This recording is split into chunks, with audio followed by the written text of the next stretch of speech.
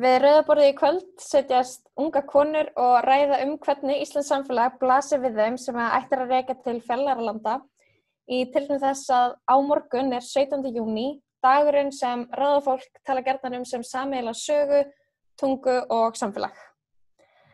Við borðið í kvöld setjast Donna Cruz, samfélagsmiðlastjarna og leikkona, Sema Erla Sardar, pólitískur aktivisti og stofnandi Solaris, hjálparsamtaka fyrir hælisleitendur og flóttafólk, Díana Rós Brackmann Jónatansdóttir, stílisti, Magdalena Kwiatkowska, starfsmaður Eflingar og Miriam Petra Ómarsdóttir Awad sem nýverið lauk við nám í hnattræfnum fræðum með ritgerðinni Hvenær maður eiginlega orðinn Íslendingur.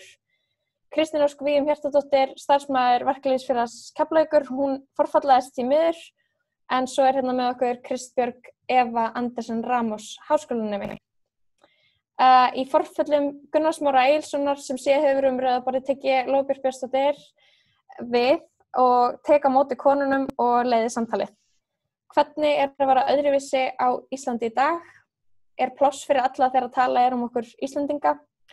Og hvernig lítur Íslands samfélag út frá þeim sem rætur sem langt annað og sem ekki líti út fyrir að vera ættaðar úr Þingeyjarsýslu. Og mig langar kannski bara að byrja á þér, Miriam, þar sem að þú skrifar þessa ritgerð, Hvenær maður eiginlega orðinn Íslendingur. Hvernig var niðurstaðan? Hvenær maður Íslendingur? Ég ætla bara að byrja á því að segja frá því að ritgerðin hún fjallar reynslu kvenna af miðausturlenskum uppruna. Þannig að þetta náttúrulega miðað við þann hóp og þetta var bara svo flott tilvitnun í einn viðmælanda minna sem var að velta fyrir sér hversu mikið hún þyrfti hvað hún þyrfti að gera til þess að vera samþykkt sem Íslendingur. Og ég held að kannski einn sterkasti lærdómurinn sem ég dró úr þessum viðtölum fyrir utan náttúrulega svakalega mikla fordóma gagnvart fólki af miðausturlenskum uppruna og þá sérstaklega múslimum eða þeim sem að fólk gerir ráð fyrir að séu múslimar. Að þá var líka þessi faktor að jafnvel þó þú talir íslensku reiprennandi að þá það ekki nóg.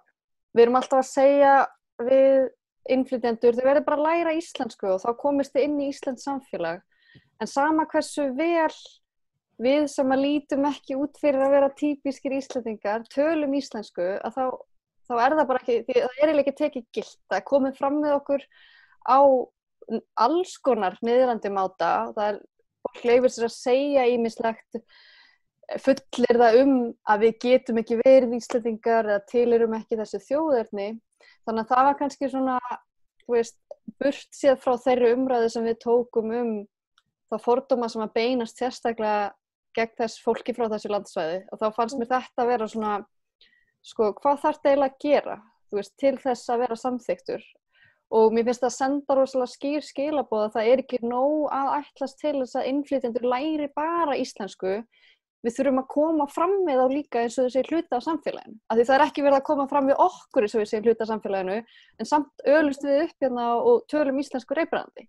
Þannig að það var svona, kannski það helsta sem að ég svona dregið lærdóm af þessari ritgerð, Einmitt. Díana, mig langaði líka að spyrja þig. Nú ert þú stílisti og ert búin að vera samt líka að tjá þig mikið á samfélagsmiðlum senstu daga það sem að gerast í Bandaríkjunum en líka að tala rasisma á Íslandi. Finnst þér eins og þú sért að tala hluti sem að Íslendingar að heyra í fyrsta skipti? Svona já og nei. Ég mjög aggressív með það alltaf. Ég alltaf að tala rasisma á Íslandi en fyrir mörgum þetta mjög nýtt, skilju. Allir eru bara mjög hissa með þetta þegar ég að tjá mig það sem ég hef lent í sem hálf vietnamsk en ég ólst hérna upp á Íslandi og ég fædd hérna, ég á íslenskan foreldra þannig að ég íslensk. Eins og mjög margir eru núna að læra cultural appropriation þegar hvítir gera lítið úr kúltúr annarra sem eru í minnihlutahópi. Og mjög margir núna eru að skoða til dæmis Instagram hjá mér og læra mjög mikið og ég sjálf að læra helling, en fólk mjög hissa að rasismi sé til á Íslandi af því þetta svakalega falið og það halda allir að Ísland sé mjög fullkomið og það sé engin fordómar, í raun og veru svakalega miklu fordómar og ég held að allir séu bara hægt og rólega að sjá það, við þurfum bara að tala meira um þetta og þora að tala meira um þetta.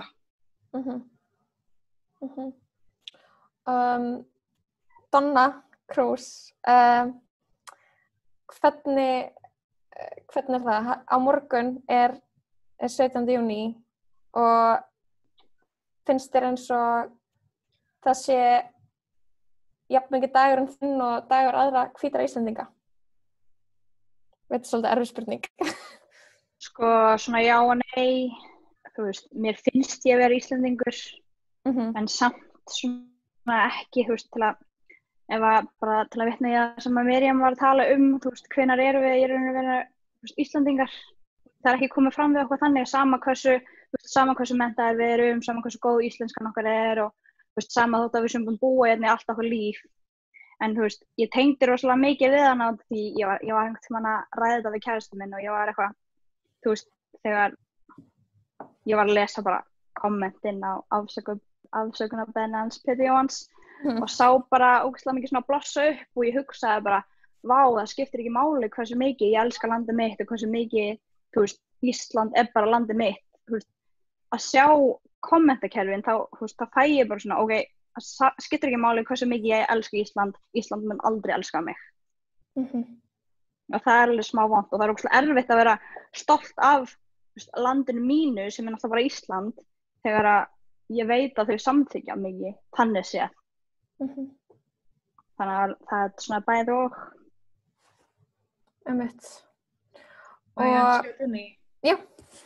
Já, ég alveg sammála Donnu með þetta því ég lít alveg á mig sem Íslending og ég partur af íslenskri menningu en ég á líka menningu í Suður-Ameríku en þegar maður lítur á sig sem Íslending og ótrúlega stoltur af því en svo sér ég með svona komment þar sem að segja helvítis útlendingar eitthvað svona þá bara wow, ok, ég greinilega ekki Íslendingur í þeirra augum eitthvað svoleiðis og maður bara verður fyrir vonbrigðum einhvern veginn bara því maður hefur svo mikla trú á bara þjóðinni en svo eru bara þessir einstaklingar sem bara geta ekkert einhvern veginn samþykkt mismunandi hópa. Já, ég gerir mig alveg grein fyrir því að þú veist, við náum ekki til allra hópa og þú veist, auðvitað ekki en þú veist, þótt að ég veit þetta og ég gerir mig alveg grein fyrir því þá er þetta samt svo ótrúlega vont og sérstaklega núna þegar bara dæmið um Pétur Jóhann og Black Lives Matter, þá bara, þú veist, ég er líka búin að vera að virka á mínu samfélagsmiðlum og tjá mig um þetta og ég fæ stundum bara komment frá vinum, þú veist, eitthvað sem að ég skil ekki alveg og það færi mig aðeins til að stíga aftur og baka og vera bara, hvernig getur það að vera vinur minn ef að þú í rauninni samþykkir mikið, þú veist, og þetta er ekki, þú veist, en hvernig get ég útskýrt það, þetta svona, þú veist, þín skoðun og mín skoðun, þetta er ekki mismunandi skoðanir og því þetta er, þú veist, hvernig þú horfir á útlendinga eða lita fólk á Íslandi og hvernig þú horfir á mig, þú veist, samt ertu vinur að vinkona mín en samt hugsar og svona, það færi mig til að svona efast bara ógeðslega mikið. Má bæta inn í. Ég er nefnilega alveg sammála sko þess að segja að mér finnst rosalega oft eins og að fólk hefur með einhverjar ákveðnar skoðanir þú veist, útlendinga en horfir ekki á mig þannig að því það þekki mig og segir síðan einhverjar hluti fólk af erlendum uppruna í kringum hann og eins og það sé eitthvað svona, já, mér finnst frábært að þú samþykkir mig en samþykkir ekki hina, eða þú veist, eins og mér myndi líða, þú veist, auðvitað tekur það alveg jafn mikið á mann þegar fólk, það gerir sér ekki oft grein fyrir því að þessi reynsla raunveruleiki, þetta er ekki bara mín skoðun versus þín skoðun, þú veist, þú átt ekki að hafa, þú veist, við erum að tala raunverulega aðstæður og þá er svo skrítið að geta setja sig upp á móti raunverulegum aðstæðum af því að mín skoðun að þetta sé ekki raunveruleg, eða þú veist, þeirra skoðun að þessar aðstæður sé ekki raunverulegar af því þær trúa því ekki. Mér finnst það oft vera svona, þú veist, maður að segja frá sinni reynslu og það ekki lagt trú við hana af því að þetta fólk hefur ekki upplifað á eigin skinni, ef fattiði mig. Og þá fer ég að velta fyrir mér, þú veist, hafið eitthvað sem mann pælt í því, ég veit að kannski skrítið að bera það saman en að vera Íslendingur en, þú veist, líta ekki út fyrir það út af stereotypunum Íslendinga sem þessi, þú veist, hvíta húð og, ég veit ekki, sólbrunni eða eitthvað og svo að, þú veist, til dæmis vera erlendur en kannski, þú veist, líta út fyrir að vera Íslendingur. Eins og Sema, má ég kannski bara spyrja þig að þessu, nú ertu, þú veist, af erlendu bergi brotin, en íslenski útlendi og vorum að ræða þetta áðan. Fyrir það. Einmitt. Ég náttúrulega Íslendingur og ég Tyrki og bara mjög stolt af öllum uppruna mínum. En í huga sumra þá ég ekki Íslendingur, ég bara Tyrki.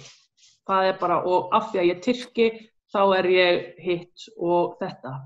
Og ég fædd á fjórðungssjúkrahúsinu á Akureyri, ég skýrð, ég fermd, þú veist, ég búin að fara í gegnum allan hennar pakka, skilur, ég bara svona, sem myndi segja bara eins íslensku og hægt að vera, sko.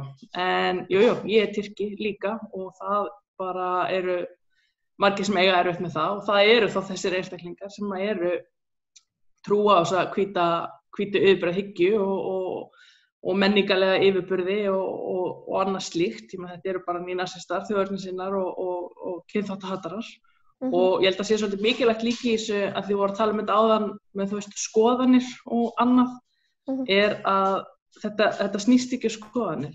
Rasismi ekki skoðun. Að halda að einn sé yfir annan hafinn út af einhverjum húðlit eða menningarlegum þáttum, þetta snýst ekki að hafa skoðun á hlutum. Þetta eru bara staðreyndir, svona eru hlutirnir, við getum tekist á ýmislegt, en ég held að sé svolítið mikilvægt innlegg í þetta. Þetta snýst ekki að hafa skoðun á hinu eða þessu, þetta snýst persónur, einstaklinga, hópa fólks og mér finnst eiginlega mjög erfitt að hlusta á það sem að segja að því ég verð svo reið að, þú veist, hver einstaklingur A og hvað rétt hefur hann til þess að láta einstakling B efast sjálfsmynd sína, uppruna sinn, stöðu sína, þú veist, mér finnst þetta bara ógeðslegt. Þetta bara, þú veist, þetta á ekki að líðast í nútíma samfélagi og fjölmenninga samfélagi eins og íslenskt samfélag og við verðum bara öll að viðurkenna því fyrir því betra, sko. En þú veist, má ég spyrja þig eftir, þú veist, hvað heldur eiginlega að sé sem stendur í vegi fyrir því að við séum fjölmenningarsamfélag? Þú veist, í orði og borði. Það myndi ég segja að væri tregi á meðal fólks til þess að horfast í augu við raunveruleikann, til þess að viðurkenna að samfélagsþróunin hefur verið á þann veg að samfélagið breytt og að við erum bara ekki einsleit þjóð eins og við vorum áður og vorum lengi og þetta kannski eitthvað svona ferli sem að öll samfélög fari í gegnum á mismunandi hraða og misvel og því miður þá ennþá fólk sem að heldur því bara staðfastlega fram til dæmis bara að rasismi sé ekki til. Og yfirleitt eru það náttúrulega einstaklingar sem að hafa aldrei nokkuð tíman upplifað rasisma eða aðra útlendingaaldúð eða fordóma. Og þessi sömu einstaklingar ætla að reyna að sannfæra okkur hinn að þetta sé bara vitleysa í okkur.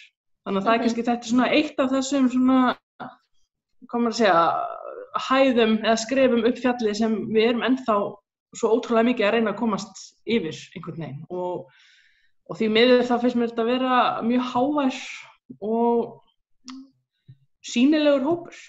Og það náttúrulega bara mín upplifun sem tekist í að hafa bara alla mína ævi þurft að berjast fyrir tilvistarrétti mínum og vera viðurkennd sem sú sem ég En það líka bara mikilvægt í þessu að leyfa öðrum ekki að taka af þér hver þú ert og fyrir hvað þú stendur fyrir. Nú svona að tala til ykkar stelpur, jafnt og út til allra hinna sem eru að horfa. Það á engin rétt á því. Magdalena? Já, ef ég má Já. bætast eitthvað við þetta allt sem var í gangi hérna. Mér finnst samt að þetta ekki svo slæmt og hafa verið svolítið breytilegt í eitthvað síðustu nokkur ár. Ég sem manneskja sem vinnur í Eflingu, en skoðun minn þannig að erlend konur skipta miklu meira máli í dag en fyrir nokkrum árum. Til dæmis eins og í Eflingu, við erum komin með Agnieszku, þannig að pólsk kona sem varaformaður, fyrsti erlend kona sem komin í svona háan stól, svo kölluð, í stærsta stéttarfélagi. Þetta hefur aldrei gerst fyrir og líka stelpur frá Pólandi og svona öðrum löndum sem eru að vinna hjá okkur í Eflingu. Þetta hefur verið ekki gert fyrir 3 árum með eitthvað. Fyrir B-listin og Sólveig tóku yfir. Þannig, og líka allt þetta verkfall sem fór í gangi, þannig að ekki þessi erlendkonur hótelverkfall. Þetta var bara 90% af erlendum konum sem tóku verkfalli og þegar við vorum segja að fara á verkfall, það varu Íslandingar að segja, já, Ísland fer aldrei í verkfall, við fórum ekki í verkfall, það virkar ekki þannig hér. Og svo tóku þau yfir og voru að sýna samfélagi hvernig hægt að vinna sitt réttindi eða eitthvað svoleiðis. Þannig, já, mér finnst, já, þau skipta miklu meira mál. Þó rasismi auðvitað en rasismi alls þegar rasismi í Pólandi, ég held að miklu meira en hér, en þetta hefur verið breytilegt í sögu landsins, finnst mér. Já, það kannski eitthvað hreyfingu eiga sér stað og sérstaklega í Eflingu, en mér langar þá að spyrja þig, Magdalena, er þetta eitthvað sem að þeir sem að vinna með þér í Eflingu tala mikið konur af erlendri bergi brotnar sem að upplifa mikið rasisma í vinnunni? Erum við að tala klókar með í vinnunni að... Já, þú veist, þeir sem eru skjólstæðingar hjá Eflingu, í stéttarfélaginu Efling, að berast kvartanir til ykkar rasisma? Svo lítil en ekki svo mikið, síðasti. Þannig að það er nokkru dæmi en ekki rosalega. Má ég bregðast aðeins við því?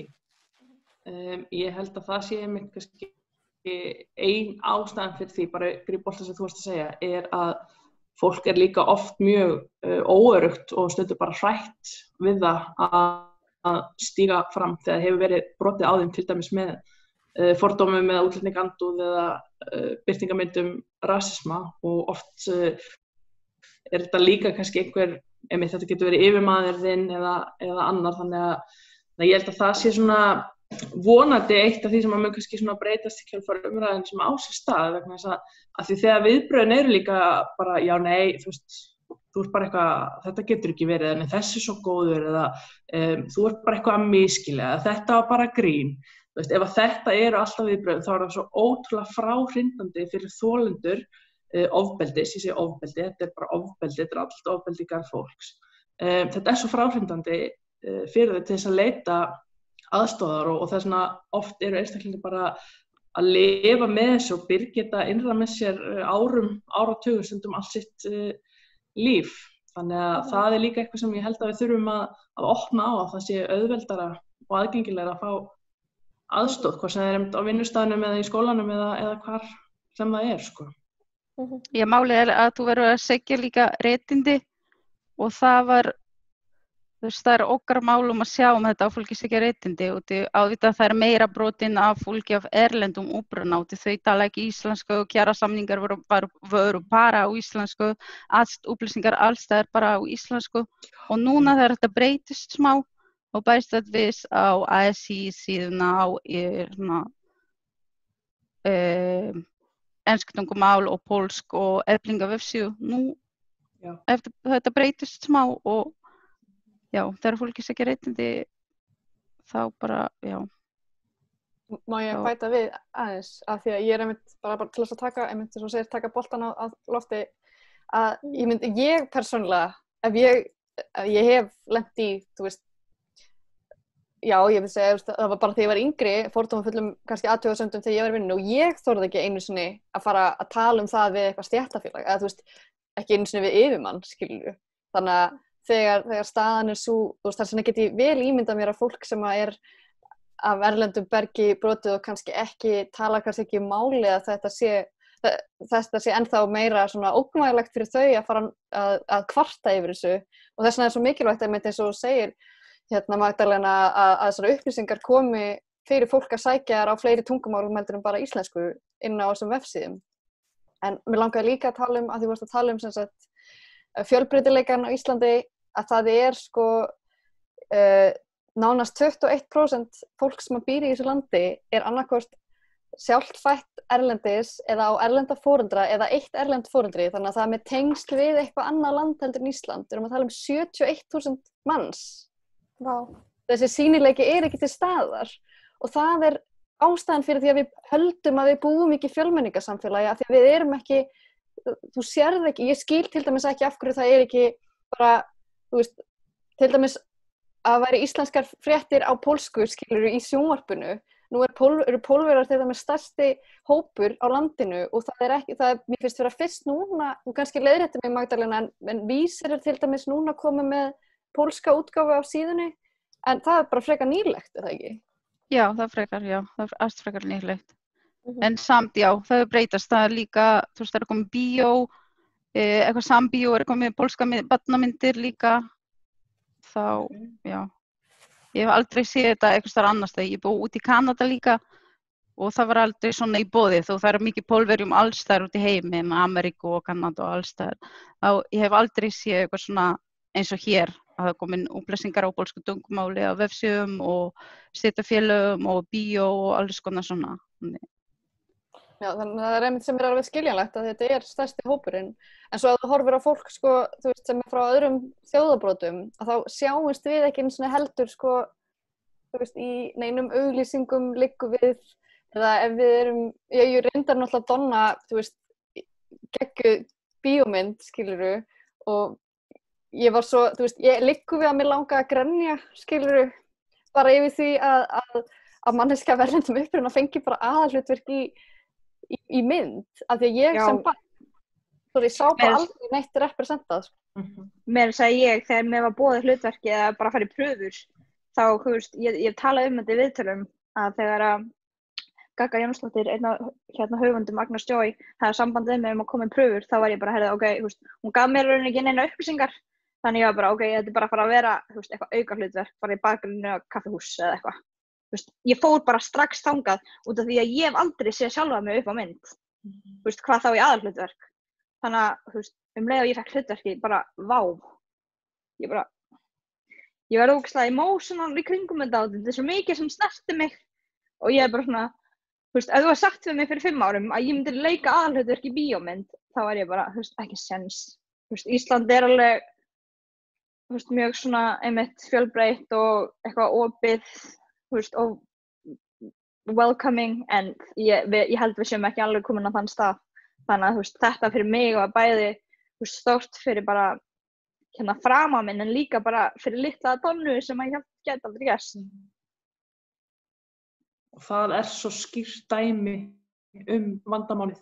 Bæði, þú veist, að Miriam, þú hugsa bara, vá, þú veist, þetta bara að gerast og Donna, að þú veist, sjáir þetta sem eitthvað sem að gerast í fyrsta skipti, skiljið, þú veist, þetta vandamálið að við séum ennþá að kippa okkur upp við hluti, þú veist, eins og það kona með erlendabakgrunn sem varaformaður Eflingar, þú veist, kona af erlendum uppruna gera þetta í fyrsta skipti eða, þú veist, við erum ennþá hér einhvern veginn, þú veist, maður svona óskar þess að maður væri gegn veginn að standa sig að því að svona váa yfir þessu hluti sem manni finnst að eigi bara að vera eðlileg. Og eins og þú tala Miriam, þú veist, þetta allstaðar, þú veist, valdastöður, alþingi, bara, þú veist, þeir sem að fara og stýra þessu landi og þannig að þetta bara, en öll skref skipta máli, getum við sagt, og minnst frábært hvað tilbúið til að tala þetta, Donna, hvernig þetta svona hefur haft áhrif sérstaklega þig sem einstakling og það alveg stórkostlegt að sjá. Má ég spyrja ykkur bara svona opin spurning, að þú veist, mig langar smá að tala Pétur Jóhanns málið, en við erum alveg svona, það búið að fara ágætlega yfir það svolítið svona í fjölmiðlum senstu daga, en búin að gera Facebook status grínið þar sem hann var að leika einhverju stereotypu með rasist grín og hvernig það að vera í þessar stöðu að þurfa alltaf að útskýra af hverju hlutirnir eru rangir? Væri ekki bara auðveldara að leiða þetta hjá sér? Það eru 100% auðveldara og ég hugsa oft, ég var alveg smá lengi að tjá mig þetta og ég var alveg bara, ok, þarf ég aftur að, þú veist, verja mig einmitt, þú veist, verja mig sem manneskju, skilju, verja minni þjóð, eða minni menningu. En svo maður líka bara, getur maður ekki hætt því, út af því ef við hættum því, þá engin annar að fara að tala það. En svo hugsaði ég bara, svo lengi sem að, þú veist, ég get breytt hugsun hjá einhverjum, þá, þú veist, skiptir það öllu, skilju. Það eru kannski 100 manns að segja eitthvað bull og ég ætti rauninni ekki taka það inn á mig, en leið ekki, þú veist, breytt hugsun hjá bara 1, 2, 3 mannskjum, þá það bara nóg. Og það eins og sem maður segir, þú veist, öll skref eru mikilvæg skref. Eitt svona asíska stereotypur. Þetta grín bara mjög vinsælt á Íslandi. Bara þegar ég var að alast upp og ég hálfvíetnamsk og það sést á mér, það var bara kalla mig alls konar nöfnum og segja mér eftir að fara heim til Kína og bara bretta upp augun og syngja eitthvað japanskt lag, eitthvað mamma mín í Japani, pappa mín í Kínveri, eitthvað þannig. Þetta drepfyndið fyrir suma Íslendinga.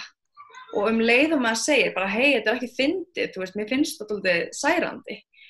Þá eru mjög margir sem fara bara í vörn og eru bara, wow, þetta bara eins og að gera grín á Íslendingum. Bara nei, það nefnilega ekki þannig, af því Íslendingar sem eru hvítir, þið eru the status quo, þið eru normið á Íslandi, en þegar ég labba út, þá strax tala við mig á ensku og ég ólst hérna upp, ég á íslenskan pappa og ég Íslendingur, jafn mikið og ég víetnamsk, en ég bý hérna, ég þekki ekkert annað, þannig að þetta allt annað þegar það bara að gera grín á kannski rednecks eða einhverjum bónda einhvers staðar á Íslandi, en það að einhver grínist á Íslandi sem bara svakalega vinsæll sé ennþá að gera þetta og seinast þegar hann gerði þetta var 2012 þar sem þetta sprakk upp og hann sagði fyrirgefðu og sagðist alltaf að læra þessu en greinilega ekki og að lesa kommentakerfið, það svakalega særandi. Ég verð bara mjög svartsýn, ég segi bara ok, við erum ekki að fara að breytast strax allavega og ég nenni ekki alltaf að vera útskýra fyrir fólki bara að það sé ekki ok. Þú veist, það var svo oft sem krakki sem ég þorði ekki að tala víetnamsku eða enginn mátti koma heim til mín af því það var of asískt innan gæsalappa eða öðruvís. Það með sér í skólan sem að mamma undirbjó. Það var of framandi eða eitthvað. Ég var alveg þar, sko. Og mitt út af því að... Nákvæmlega, já. Nei, fyrir ekki að halda áfram. Líka bara upplýsingaflæði, þú veist, það svo auðvelt að googla, við erum með neti, það ekkert mál að finna upplýsingar þetta, en samt einhvern veginn þurfum við að, þú veist, berjast fyrir þessu. Þú veist, þú veist, það ekkert mál að googla þetta. Ef þú vilt vita þetta, þá getur að fara á Google og sé bara alls konar greinar, þú veist, frá skólum og rannsóknir og allt. Þú veist, en þetta eins og fólk vilji bara rífast við manni nógu mikið, svo maður verður bara það þreytt að maður bara hættir að tala. Já, og það eru mjög margir sem ég er búin að tala við sem eru einmitt svona mixed krakkar eða eiga upprunn sinn annars staðar líka, við erum bara drepþreytt, við nennum þessu ekki lengur og það svo sorglegt að fólki sem að reyna að berjast fyrir þessu geta bara ekki meir. Líka, fyrirgeðu.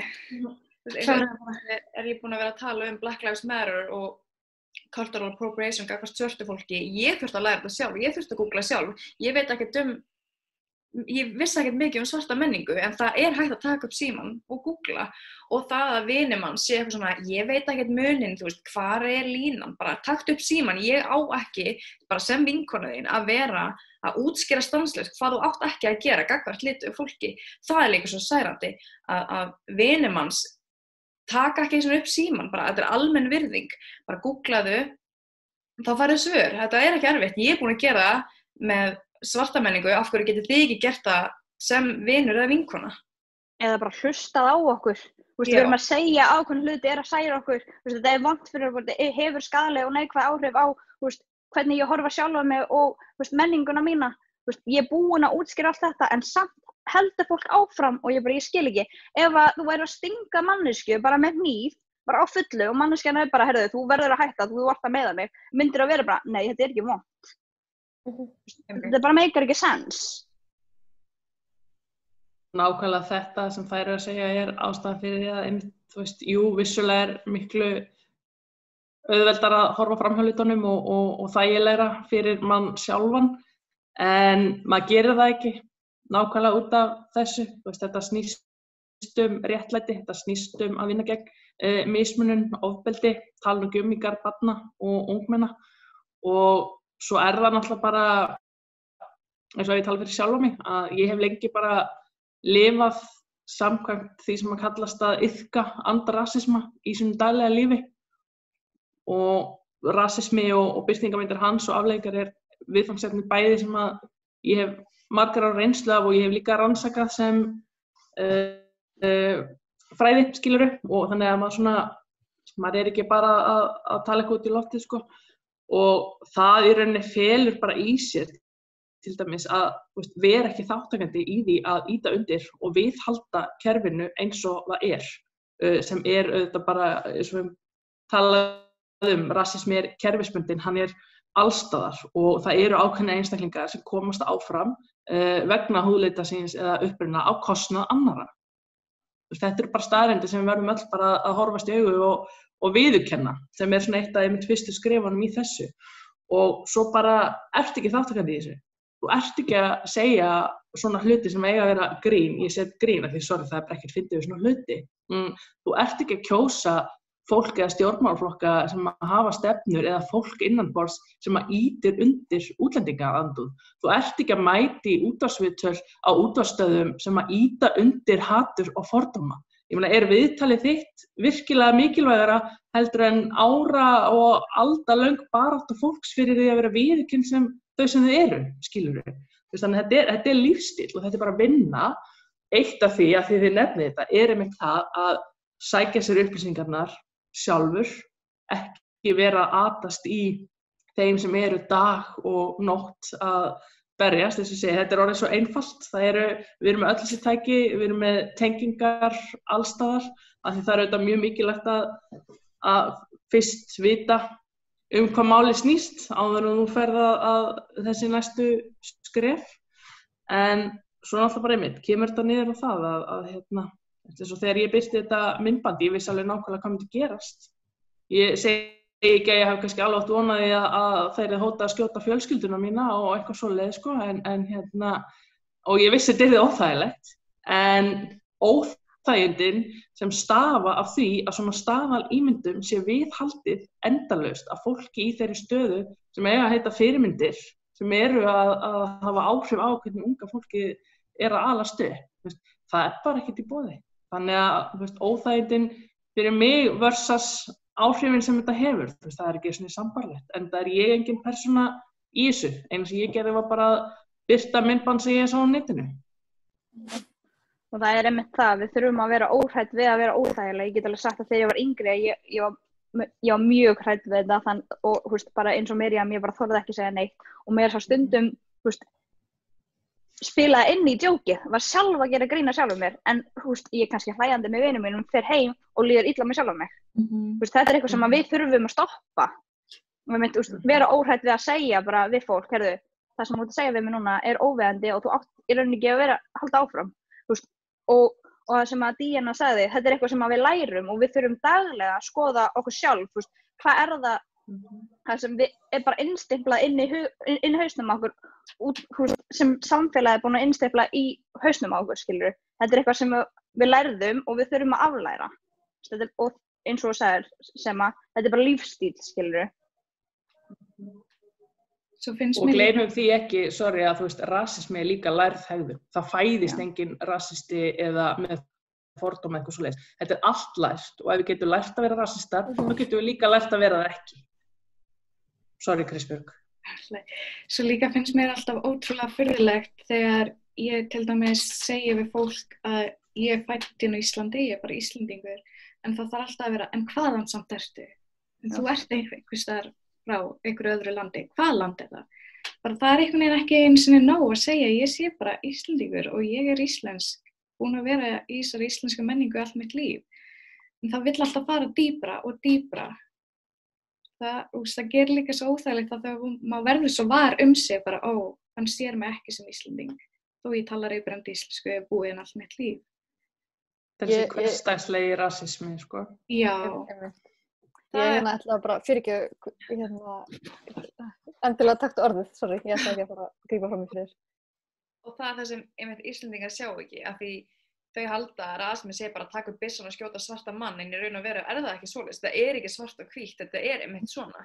Þú talar ensku við eitthvað sem lúkkar ekki íslenskur eða þú þarft endilega að vita hvaðan þau eru raun og veru, en þau eru kannski íslensk, þetta er svona microaggressions, ég kann ekki íslenska orðið við þetta, en það er einmitt þetta og það er rasíst, það er bara lært.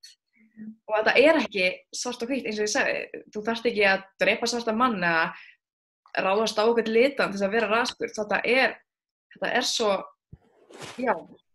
Já, heitir öráreiti, held ég á íslensku. Takk. Ekkert mál.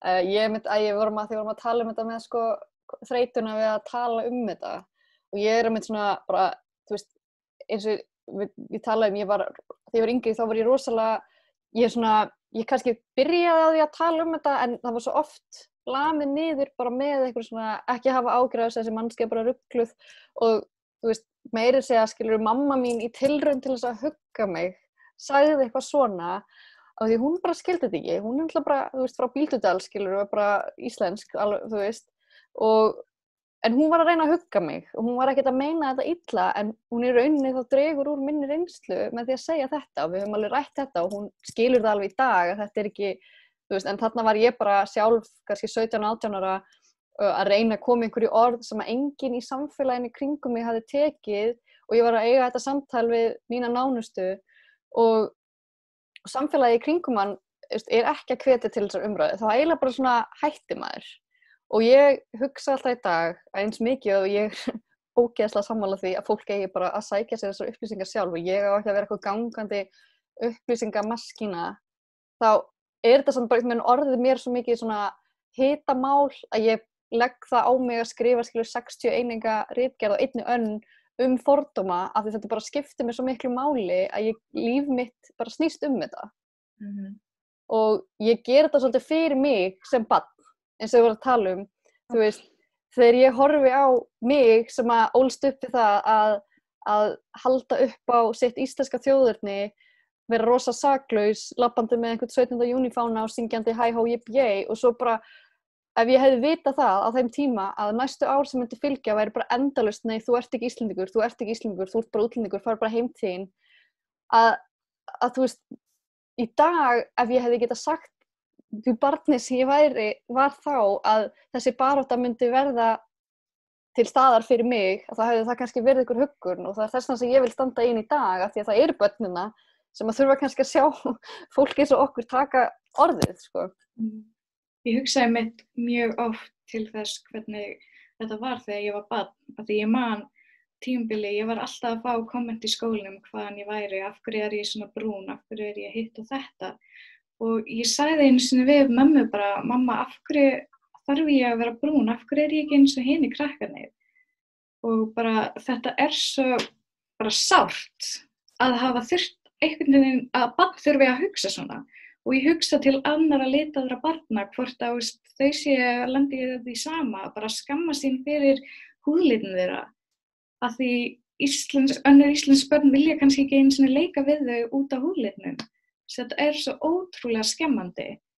en ég bara, einmitt eins og þú segir, að taka þessa baráttu að okkur og bara lífgana upp basically, það hjálpar rosalega mikið og að geta einmitt verið til staðar fyrir annað fólk, það gerir allt og ég held það einmitt hvatningin sem fær mann til þess að halda þessu áfram. Ég held að sé alveg svolítið tvennt ólíkt sko sem Miriam og Díana voru að tala af því að einmitt, það þetta áreitið það fyrir einhver umræða af stað og allir vinir að senda skilaboð og svara öllum litlu spurningunum, benda þeim á hvar þau geta lesið meira til dæmis, í staðinn fyrir að þau googli bara það sem gott að lesa. En svo einmitt hitt, eins og þú talar Miriam, ég meina eins og ef við talum bara mína reynslu, þetta orðið bara svona hluta lífinu hans. Þetta bara, og þetta einhvern veginn hefur haft það mikil áhrif, eins og segir, að eins og ég til dæmis bara var á ákveðinni leið, ég fór mitt nám og langaði að gera ýmsa hluti. Svo áður ég veit þá ég alltaf farin að vinna fræðslu- og forvarnastarfi í íþrótta- og æskulýðsstarfi, hvernig upprættum við fordóma, hatursorðræðu og öfgar á meðal barna og ungmenna og stuðlum að öruggu umhverfi fyrir börn og aukum þátttöku barna af erlendum uppruna. Þannig að þetta verður svo mikið hluti af því bara hver maður er. Því sem ég myndi segja að vera jákvætt og líka neikvætt, af því að við auðvitað mótust við af reynslun okkar og við viljum nota hana til þess að gera betur og auðvitað viljum við öll leggja okkar á mörkum og stuðla að því að ná fram bara minni mismunun og að fólk skilji rasisma og hjálpa okkur að uppræta. Ég held að það sé svolítið svona grunnurinn í þessu öllu, eins og það sem ég óskaði mér til dæmis að hefðu geta verið góð viðbrögð við því að þetta myndband birtist. Ég birti það ekki að því ég ber einhvern kala til Pétur Jóhanns eða held að sé vondur maður eða eitthvað, eða ég vildi honum eitthvað illt. Það sem ég myndi vilja sjá koma út úr þessu það að nú kemur hann til liðs við baráttuna. Hann gengst við sinni hegðun, hann áttar sig á því að þetta sé mögulega ekki hegðun og framkoma sem við viljum að unga fólki að alast upp við. Ég ætla að fara að lesa, ég ætla að fræðast, við erum alla tilbúin til þess að hjálpa honum með það og svo kemur hann bara til liðs við baráttuna og segir bara hingað ekki lengra. Fokk rasismi. Já, þetta einmitt það, þetta ekki stríð einhvern ákveðin einstakling, þetta stríð við rasisma, þetta stríð við hatur. Það það sem við erum að reyna að uppræta, við erum ekki að, þegar ég sá þetta, ég var ekkert eitthvað, Pétur Jón ógeðslegur, ég var meira bara, erum við ennþá þarna, þurfum við ennþá að upplýsa fólk. Já, einmitt, vonbrigði og ótrúlega sár, því, mér finnst hann bara æðislegur, mér finnst hann mjög fyndinn og, ég fara uppistand með hann og hlegið, náttúrulega, já, en svo kemur þetta og ég smá bara svona, Já, þú kannski bjóst við því að hann væri mögulega með þér í liði. Já, svolítið þannig. Þegar ég náttúrulega skilur að mörgu leyti ég utanaðkomandi en svo ég líka, maður alltaf smá inn í þessu skilur, maður þekkir eitthvað og þykir vænt eitthvað sem að lítur öðru þessu út og hefur orðið fyrir rasisma að, þegar fólk segir rasist grín þá það að segja bara ég tilbúin að gera grín að þinn kostnað og þá velti stundu fyrir mér vandamálið að þessi kynslóð blandast ekki neitt. Íslendingar á Pétur Jóhann eitthvað sem hann þykir vænt sem rasískur. Ég reyndar held það þegar ég segi þetta svona upphátt en bara svona nóg fyrir vin ykkar sem segja rasist grín og bara þekka ykkur? Nei, það bara lélegasta afsökun fyrir því að vera ekki rasisti, Það bara, þetta eitt af þessum svona, hvað maður segja, óþolandi frösum, ég get ekki verið rasisti, ég á vinkonu frá Kína, ég get ekki verið rasisti, ég elska indverskan mat, þetta er bara svona... Já, þú færið ekki stikkfrí, Nei, þetta er svona, þetta er bara, ég er ekki rasisti en, þetta er alveg jafnslægt og það, þetta er bara svona dæmi lélegar endingar á þeim frasa, En En það ekki einmitt særandi út af því að, þú veist, ég ekki rasisti en út af því að ég á asískan vin, en ertu þá ekki einmitt að særa þann vin ókslega mikið, eftir ekki að vita betur? En líka eitt, varðandi það að maður eigi vin eða ættingja sem asískan, sumir leyfi þetta, af því ég leyfi þetta eins og af því ég kunni ekki að díla við þetta, ég leyfi fólki bara að gera grín á mér og ég hló með, þannig að fólk sér kannski bara, já, þú veist, Díana, hún leyfi mér þetta, hún hló bara að þessu, hún fannst þetta fyndið, ég ætla bara að halda áfram að gera þetta. Ég var mjög lengi bara í afneitun að þetta allt væri til og þú veist, það var tímabil sem ég skildi í cultural appropriation, ég var bara, nei, come on, og síðan var ég bara að sjá hægri vinstri hvíta Íslendinga að gera lítið úr menningunum minni, en ég var bara, nei, þetta ekki til, af því það búið að mata ofan í mig allavega, ég tala fyrir sjálfa mig, að þetta sé bara venjulegt, þetta alltaf lagi, að ég mun alltaf vera svona öðruvísi og ég bara sætta mig við þetta og taka þessu gríni. Og það er nefnilega líka málið sem er mjög algengt, til dæmis eins og daginn var einhver hvít stelpa sem fekk sér cornrows og það var svört kona sem gerði hárið og sagði að það var alltaf lagi og einhver önnur svört sem sagði bara, oh my god, ég er að fara að slétta með hárið. En eins og segjum ef ég myndi leyfa einhverjum að gera grín af mér, bretta upp augun eða gera álíka grín á Pétur og hann gerði. Það þýðir ekki að ég sé að gefa það leyfi að þú megi gera grín af menningunni. Bara, skilur, þetta er bara ein manneskja og heill menningarhópur. Það meikar ekki alveg sens. Kannski er manneskjan bara mjög bæld með þetta. Fattu þið hvað ég við? Ég tengi við þetta, sko. Ég man eftir að þú veist, sko, ég man eftir að hafa gert sjálf einhverja svona araba hryðjuverkabrandara bara til þess að forðast það að fólk notaði það gegn mér. Þá var ég bara svona, ef ég bara fyrri til, að þá slepp ég kannski við þetta. Þú veist, þegar ég var að kynna, þegar fólk var eitthvað svona, ég sá að það stemdi í einhverju svona neikvæðar athugasemdir eða spurningar, þá bara svona kom ég með eitthvað svona djók og ég hætti þessu eftir þetta basically snerist, eða þú veist, í höndunum á mér á mjög alvarlegan hátt, þar sem að ég var búin að vera með einhver djók í einhverju partíi og leiðinni úr partíinu í bæinn, þá var ég först í leigubíl með einhverjum gæi sem ég þekkti ekki neitt, sem að gerði síðan ekkert annað alla leiðina í leigubílnum en að níðast á mér, kalla mig mjög ljótum nöfnum sem að vísa í minn uppruna og svona í að því að, þetta var svona kynferðislegt áreiti bara, skilurðu, og þá fattaði ég bara, þú veist, ég er ekki að hjálpa neinum með að viðhalda þessu og guttira þetta og þú veist, hvað ef þetta hefði verið ég og svo bara einhver önnur í þessu partí og hún hefði síðan lent í þessu af því að ég var að leyfa mér að vera með einhverja brandara og þetta var svona eye-opening moment af því að ég mitt sem bara, þú veist, þetta var einhvern veginn svona bara varnartaktík og manni fannst fyrst að öllum finnst þetta í lagi í kringum hann. Það var kannski bara eitthvað að hjá mér að finnast þetta ekki í lagi þegar það er öfugt. Já, einmitt. Ég tengi rosa mikið við allt sem að þau eru að segja. Ég hef sjálf gert þetta og það var tímapunktur í lífinu mínu, þegar ég var unglingur að ég var, ég skammaðist mín svo mikið fyrir menningunum mína bara út af því hvernig umhverfið mitt var að ég sagði fólki að ég væri hálfhvít, hálf íslensk, sem ég er ekki. Og það var smá tími í lífinu mínu sem ég skammaðist mín bara fyrir menningunum mína sem er bara ógeðslegt. Ég er bara svona, mér finnst svo ógeðslegt að samfélagið og umhverfið mitt gat haft það mikið áhrif á mig að ég skammaðist mín bara fyrir sjálfa mig. Og í ofbeldinu sem þetta er. Hérna mín skoðun er svolítið að á mínu dæmi að Íslandingar sem eru hvítir og fæddir hér og hefur aldrei búa úti eða vera í nám úti, þau eru meira rasistar en þessi sem bjóku úti eða veru í nám úti eða eitthvað svoleiðis.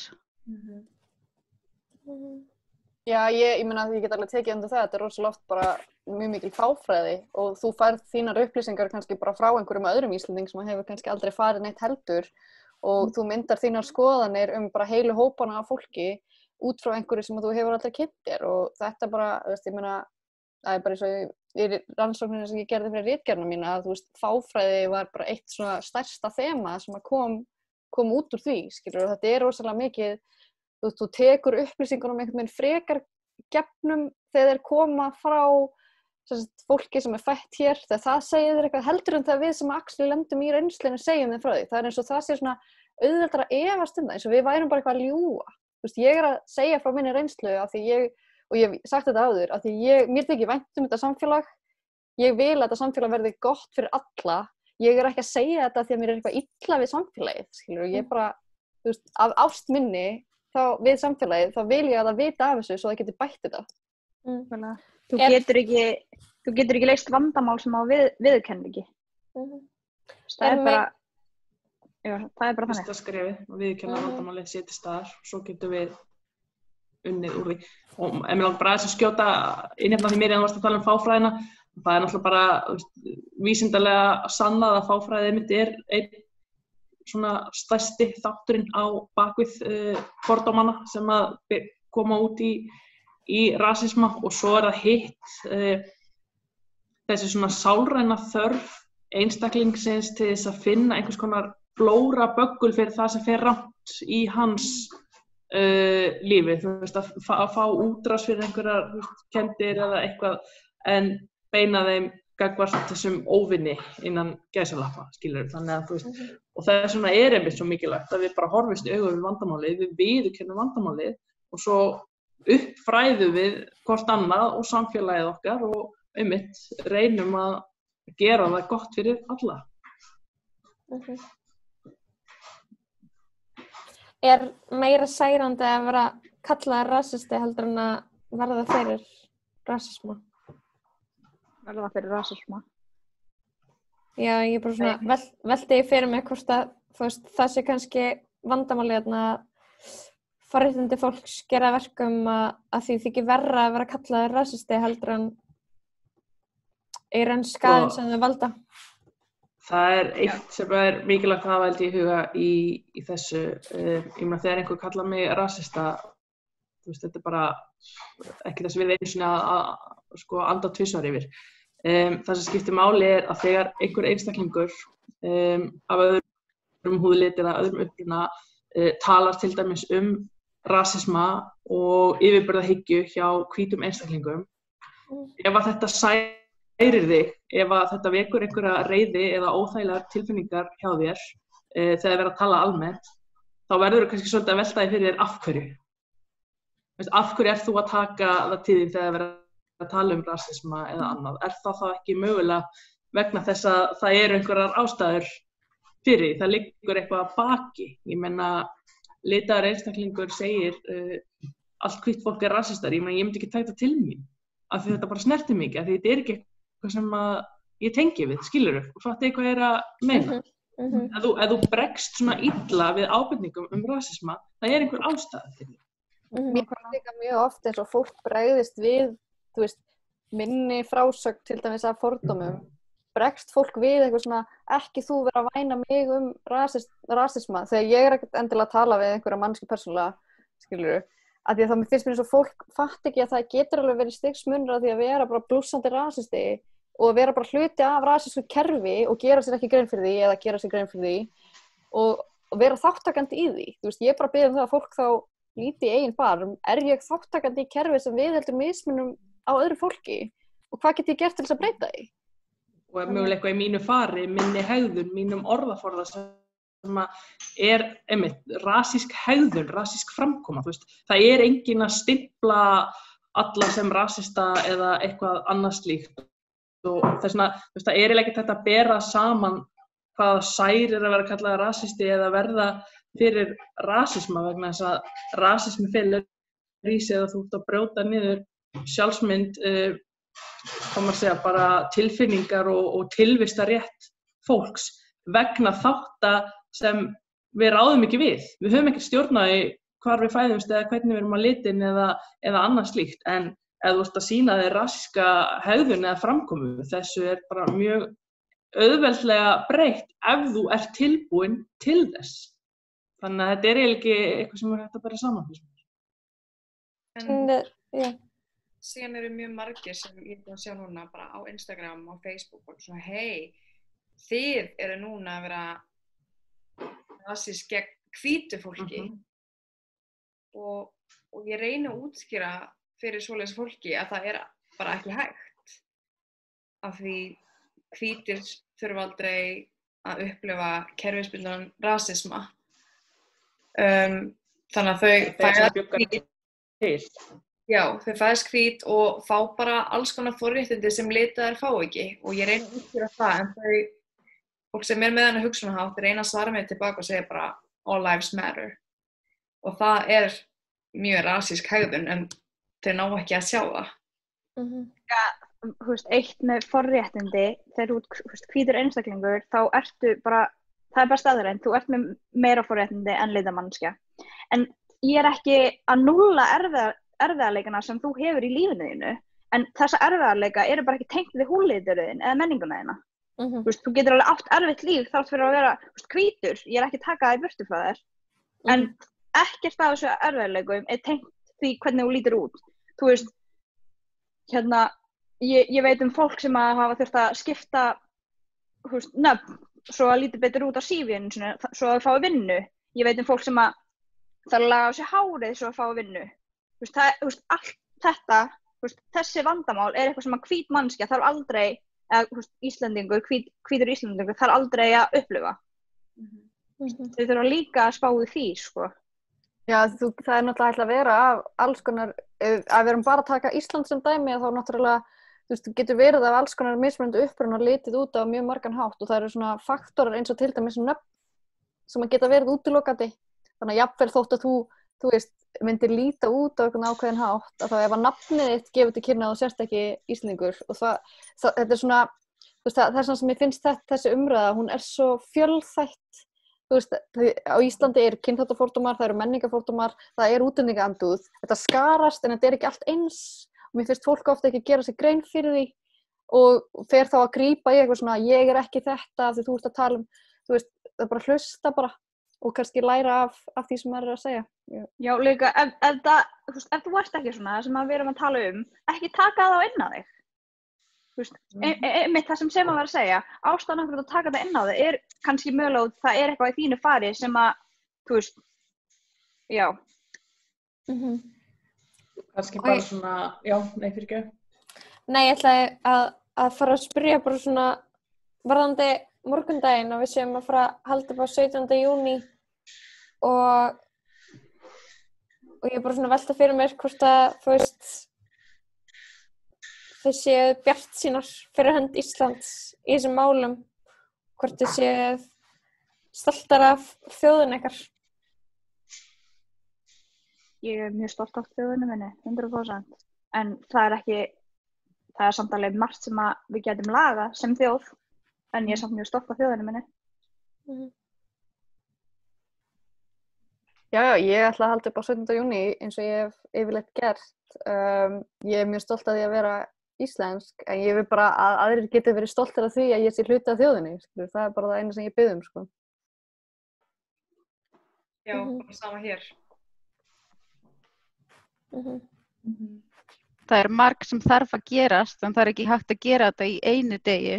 Þetta að breytast eitthvað smá og smá, en Mér langar að taka undir eitt sem Magdalena sagði áðan með mér finnst nefnilega svo, þú veist, þessi verkfallsbylting sem átti sér stað, þú veist, hversu mikla athygli fékk, mér finnst vanta þessi áhersla á þessar greinilega mjög flottu erlendu konur sem að tók af skarið í þessari verkfallsbyltingu sem að, þú veist, þessi sýnileiki hefði alveg mátt vera meiri, þú veist, af því þetta mjög flott, þú veist, þetta verkfall að standa svona fyrir sínu réttindum aðdánarvert og innblástur fyrir mig og á að vera innblástur fyrir okkur allar og ég hefði viljað sjá bara miklu meiri, þú veist, sýnileika á það að þarna stétt erlendra kvenna sem eru, þú veist, oftast í erfiðasti stöðu á Íslandi. Sorry, þessi útúrdúring, ég bara langaði að segja þetta áðan, ég náði því ekki, ég fannst þetta svo flottur punktur hjá henni.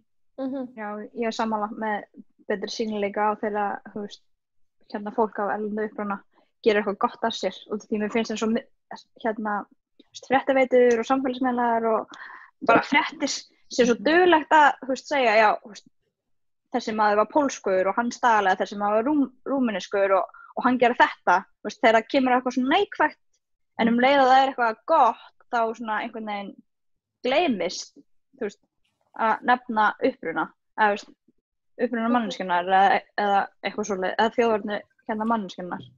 Þannig að, þú veist, kannski bara ekki tala þjóðerni manneskjunnar. Fyrst að... Já, ég held að það ætti bara aldrei að nefna, eða þú veist, eða frekar heldur en að vera einblína á það, að því þú veist líka þegar fólk gerir jákvæðar hluti og þá kannski vill maður ekki heldur alltaf að sé vera alltaf að eitthvað tennast á því að maður sé einhvers staðar erlendis frá eða eitthvað, en það bara af því að sýnileikin ekki. Ef að sýnileikin væri, eða væri fleiri viðtöl, þú veist, það er svo oft verið að fjalla málefni útlendinga en það er ekki verið að tala við á. Já, samanlega. Og þetta er náttúrulega bara að því það eru svo margir mismunandi, ég meina það skiptir máli hvernig fjölmiðlar fjalla hlutina, það skiptir máli hvernig stjórnmálafólk talar hlutina og ég meina það er til dæmis Ísland hefur verið gagnrýnt árum saman fyrir það til dæmis að tala þjóðerni einstaklinga þegar það er verið að tala eins og glæpi eða annað í fréttum vegna þess að þetta er bara ýtir undir fordóma, það er bara staðarendur og bara svona einmitt kannski til að fara inn á upprunalega spurninguna, auðvitað getum við verið stolt af mörgu sem þjóð og sem samfélag, það er líka margt sem má betur fara og við munum halda áfram að vinna að því að bæta samfélagið okkar og það sem er kannski mikilvægt líka núna er einmitt að því við erum að tala rasisma og fordóma og við vissulega konur af erlendum uppruna sem þorum að nota rödd okkar til þess að ná fram samfélagsbreytingum en við þurfum líka aðstoð frá þeim sem hafa til dæmis völd til þess að breyta hlutunum vegna þess að við erum búin að ræða það að rasismi kerfisbundinn. Rasismi í rauninni bara valda kerfi sem gengur út á það að mismuna öðrum og útskúfa þeim til þess að halda yfirburðum og völdum annars hóp sem æðri. Þannig að við þurfum bara samanlæslu það að þetta er kerfi sem við viljum ekki hafa á Íslandi og við ætlum að breyta því. Og við viljum bara fara að sjá raunverulegar breytingar. Já, ef við ekki bara láta þetta vera góð lokaorð. Það er komið klukkutími og maður langar bara að þakka ykkur öllum fyrir að taka ykkur tíma og sittast þarna og spjalla. Þetta er örugglega bara ótrúlega lærdómsríkt fyrir mjög marga Íslendinga og það er að hlusta meira á konur af erlendu bergi. Þannig að ég ætla bara að segja takk fyrir og eiga gott kvöld. Takk fyrir. Takk. Bye. Bye.